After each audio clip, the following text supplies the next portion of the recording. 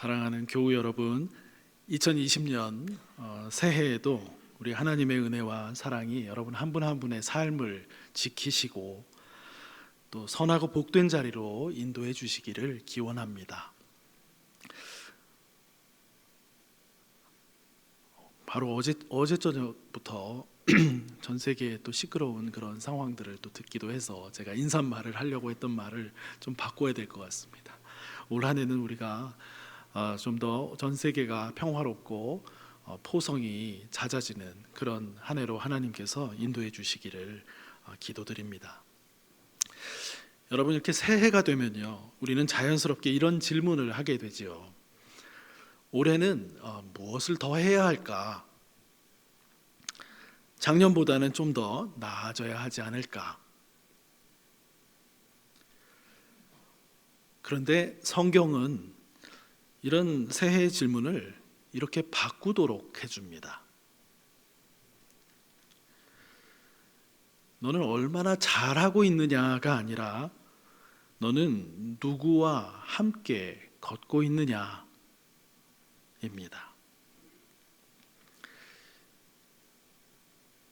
이 신앙생활은 세상 문화와 가치관과 많이 차이가 있습니다. 혼자 잘 가는 경주가 아니라 속도가 달라도 서로를 기다려주며 또 넘어질 때 함께 일으켜주는 길을 걷는 그런 삶이 신앙생활이기 때문입니다.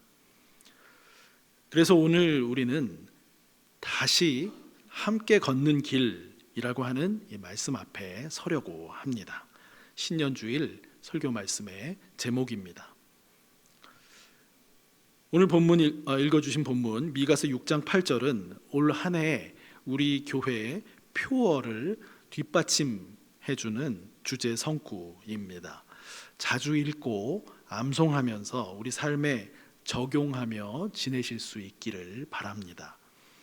이 짧은 한 절 안에 신앙인의 윤리, 영성, 공동체 비전이 모두 담겨 있는 드물게 발견하게 되는 성경 구절입니다.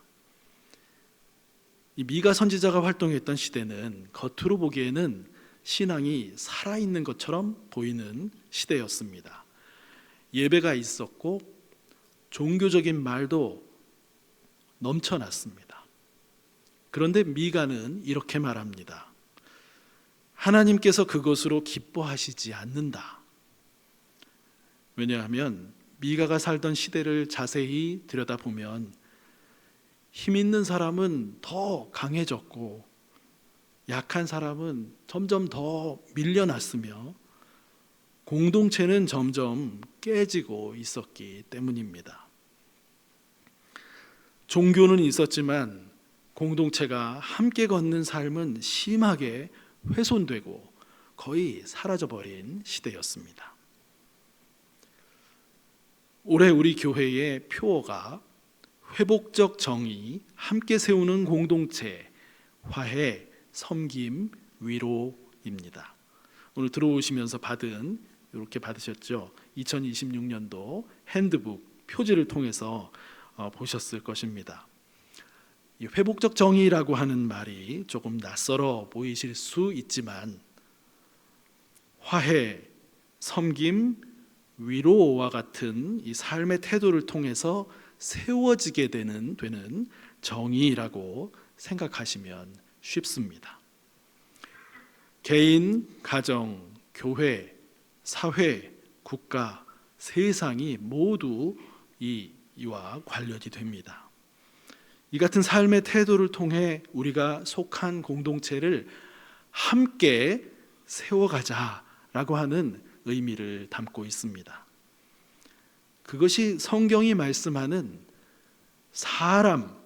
일반적인 사람의 삶에 부합한 것이고 개개인과 공동체를 복되게 하는 길이라는 것을 되새기면서 올 한 해를 함께 걸어가자라고 하는 것이 이 표어의 핵심 내용입니다. 미가서 6장 8절은 이렇게 시작합니다. 사람아, 주께서 선한 것이 무엇임을 내게 보이셨나니. 여기에는 중요한 한 의미가 담겨 있습니다. 그것은 하나님은 여기에서 새로운 조건을 내걸고 계시지 않다라고 하는 점입니다. 내게 보이셨나니 이미 보여주셨다라고 말씀하십니다. 우리가 모르는 바가 아니라는 것입니다. 지식, 경험, 본능과 이성, 감정과 의지, 사회관계, 그리고 무엇보다도 말씀을 통해서 깨닫게 하시고 이미 보여주셨습니다. 그렇기에 우리에게 요구되는 신앙은 어떤 더 어려운 과제를 수행하라고 하는 것이 아니라 잃어버린 방향을 다시 찾는 일이라고 할 수 있습니다. 미가서 6장 8절은 이 방향을 탁월하게 제시하고 있는 성경 구절입니다. 오늘 신년주일 예배에 우리 청소년들도 함께 이렇게 하고 있는데요. 청소년들에게도 좀 더 다가오도록 좀 더 쉬운 문장으로 한번 이 미가서 6장 8절을 표현해 보면 이렇습니다. 하나님은 우리가 혼자 잘난 사람이 되기를 바라시는 게 아니라 옳은 선택을 하며 서로를 배려하고 하나님과 함께 한 걸음씩 걷는 삶을 바라신다라는 의미입니다. 미가는 이 삶을 세 가지 내용으로 설명합니다. 첫 번째는 정의를 행하라는 말씀입니다. 다시 말해서 무너진 것을 다시 바로 세우는 삶을 살아가라고 하는 초대입니다. 여기에서 성경이 말씀하는 정의는 누가 잘못했는지를 가려내서 누군가를 벌주라는 뜻의 그 정의가 아닙니다. 우리는 드라마나 이 영화 속에서 선한 주인공이 약당과 그 세력을 찾아내서 아주 통쾌하게 응징하는 그런 장면을 보면서 시원함을 느낄 때가 많습니다. 카타르시스를 느끼는 것이죠. 그 통쾌함은 긴장과 답답함을 해소해 주기도 하고 그 작품 흥행의 중요한 요소가 되기도 합니다.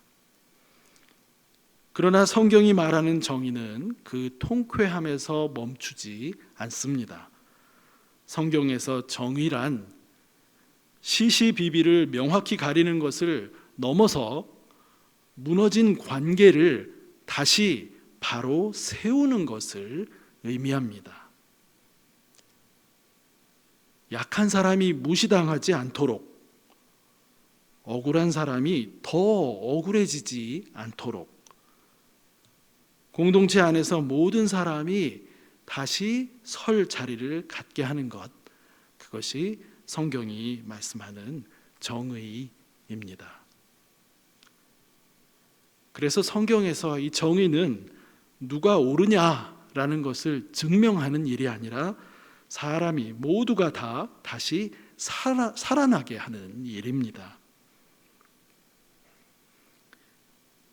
이 정의는 억울한 사람을 다시 일으켜 세울 뿐 아니라 자기 힘으로 다른 일을 짓누르며 살았던 사람 또한 자신의 잘못을 직면하고 다른 방식의 삶으로 돌아오게 하는 가능성까지 포함합니다. 물론 이것은 잘못을 가볍게 여긴다는 뜻은 아닙니다. 책임은 묻되 사람 자체를 포기하지 않는 것, 그것이 성경이 말하는 정의입니다. 미가서 6장 8절은 이처럼 피해자만을 위한 정의를 넘어서 공동체 전체가 다시 살아나는 정의를 우리에게 보여줍니다. 그래서 올해 우리의 표어인 이 회복적 정의란 다시 자리를 모두에게 마련해주는 그런 정의입니다. 이런 의미에서 교회 공동체는 누가 옳았는지를 가르는 것이 아니라 모두가 다시 함께 걷게 하는 그런 공동체입니다. 두 번째는 인자를 사랑하라는 말씀입니다. 다시 말해서 인애를 사랑하라, 똑같은 말입니다. 인자, 인애.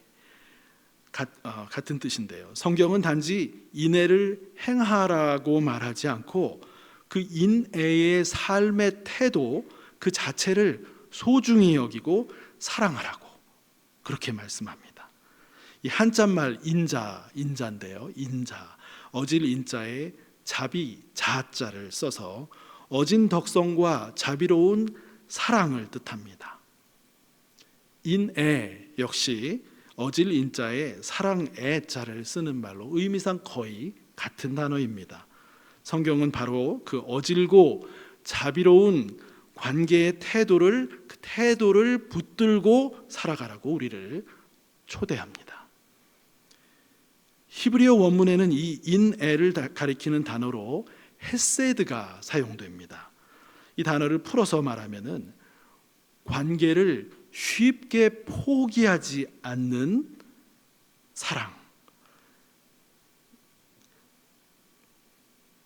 사랑이라고 말씀을 드릴 수가 있습니다.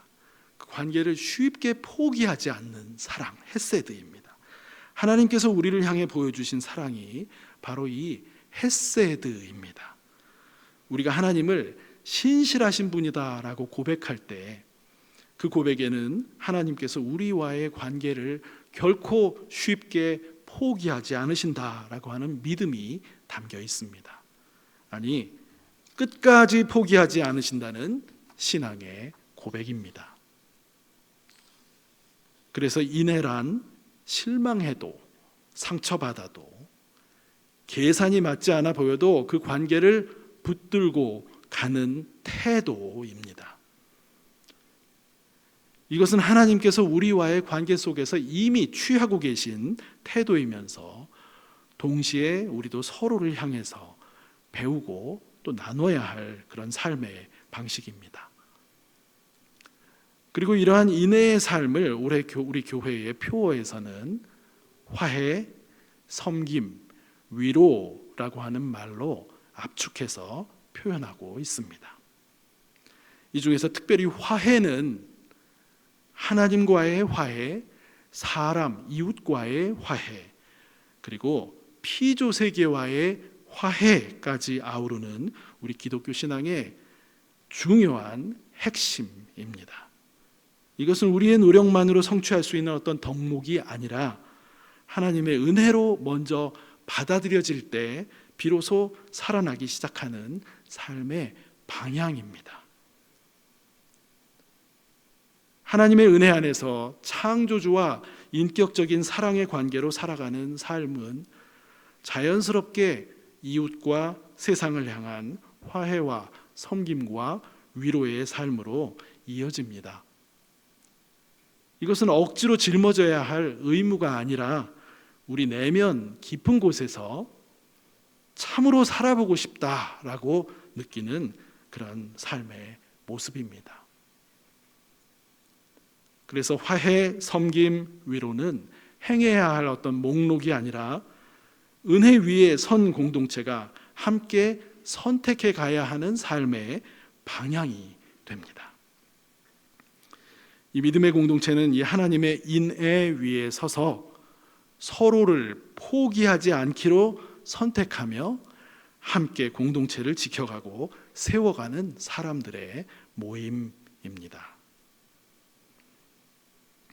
마지막으로 세 번째는 겸손히 하나님과 동행하라고 하는 말씀입니다. 이것은 함께 걷는 신앙을 말합니다. 하나님과 함께 걷고 믿음의 형제자매들과 함께 걷는 삶입니다. 우선 성경이 말하는 이 겸손은 자신을 작게 만드는 것이 아닙니다. 겸손은 혼자 가지 않겠다, 나 혼자 가지 않겠다라고 결단하는 태도라고 할 수 있습니다. 내 속도로만 가지 않겠다고, 내 방식만을 고집하지 않겠다고 마음 먹는 것이 겸손입니다. 하나님과 함께 그리고 서로와 속도를 맞추며 걷겠다는 선택입니다. 혼자 힘으로 나 중심으로 가지 않고 하나님과 함께 걸을 때 일어나게 되는 변화는 무엇이겠습니까? 여러 가지 있지만 무엇보다도 하나님께서 관심하시는 그 대상을 나도 바라보게 된다라는 점입니다. 하나님의 관심은 강한 사람에게만, 1등에게만 있는 것이 아니라 연약한 사람과 느린 사람에게도 똑같이 머물러 있음을 알게 됩니다. 그때부터 우리에게 이웃이 더 잘 보이기 시작합니다. 특별히 연약하고 뒤처져 있고 아직 회복의 과정에 있는 이웃이 눈에 들어옵니다. 그리고 우리의 삶의 태도에도 변화가 일어납니다. 함께 하려고 하는 마음과 관심, 그리고 행동으로 삶을 살아가게 됩니다. 말과 행동도 그렇게 달라집니다. 말은 행동이 뒤따를 때 온전히 힘을 얻게 되지만 말 자체만도 이미 하나의 행동입니다. 우리는 말로도 사람을 세울 수 있고 말로도 사람을 살릴 수 있습니다. 반대도 가능하지요. 그러므로 하나님과 함께하며 하나님의 속도에 귀를 기울이는 사람은 이웃의 속도를 함부로 무시할 수 없게 됩니다. 성경은 우리에게 혼자 위대한 신앙인이 되라고 말하지 않습니다. 함께 하나님과 동행하라고 부르십니다. 여러분, 우리 한 공동체 안에서도 이 속도는 매우 다양하게 나타납니다. 말씀을 빠르게 이해하는 사람이 있고 질문이 많고 그 이해에 시간이 더 필요한 사람이 있습니다.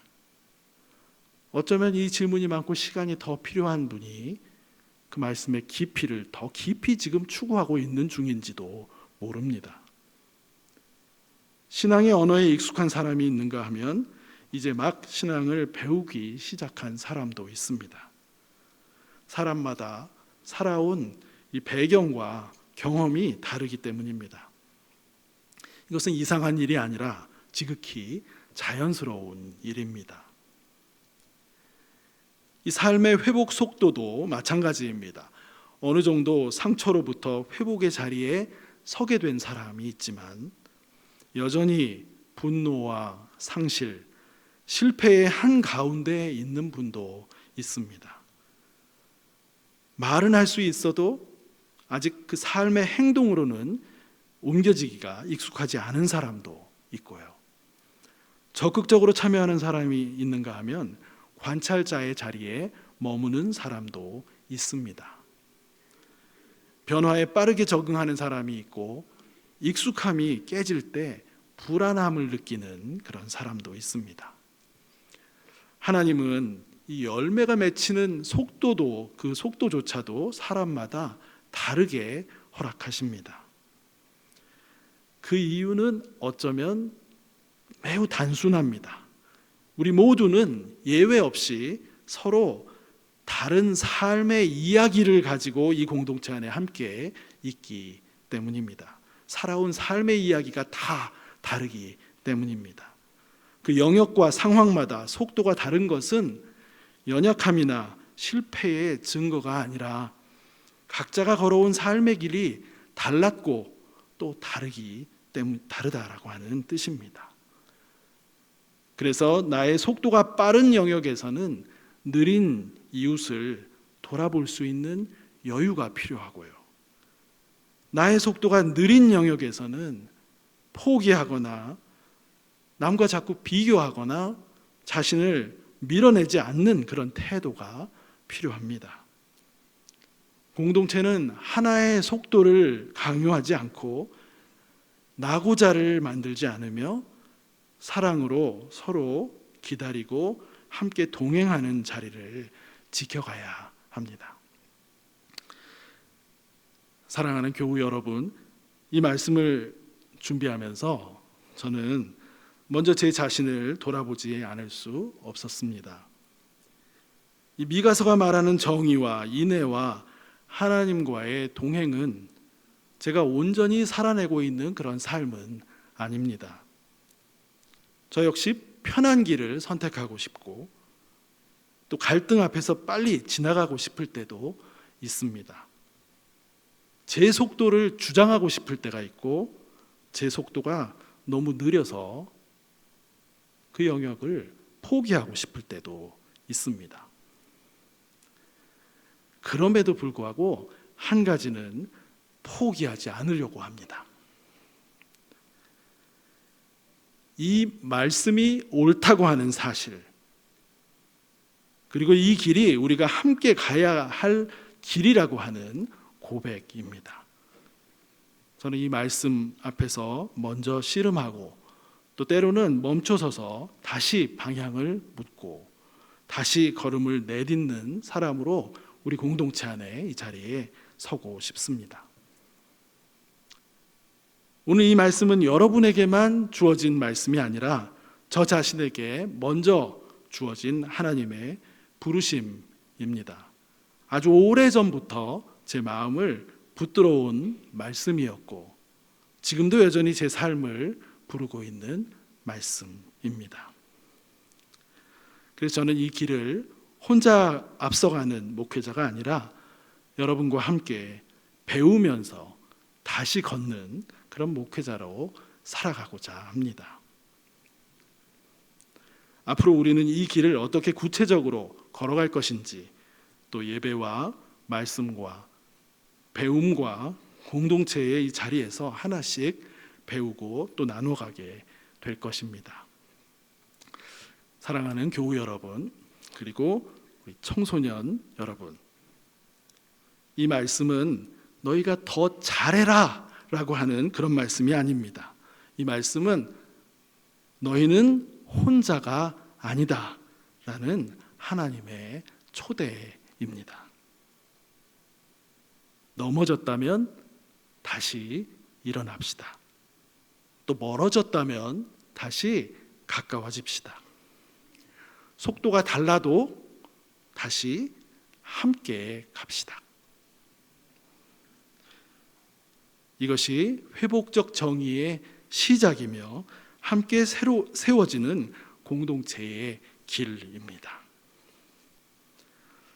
여러분, 오늘 우리는 다시 함께 걷는 길 앞에 서 있습니다.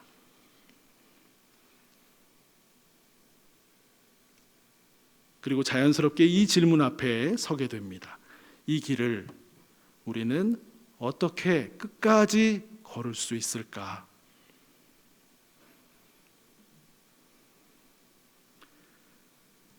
다음 주에 우리는 우리를 혼자 두지 않으시고 끝까지 함께 걷게 하시는 분, 선한 목자이신 예수 그리스도를 요한복음 말씀을 통해 만나게 될 것입니다. 그 목자와 함께 올 한 해 우리 교회가 걸어갈 길을 다시 한번 또 차분히 바라보면서 이 길을 계속 걸어가는 우리 모두가 되기를 소망합니다. 이 시간 잠시 주신 말씀 생각하시면서 묵상으로 기도하는 시간 갖도록 하겠습니다.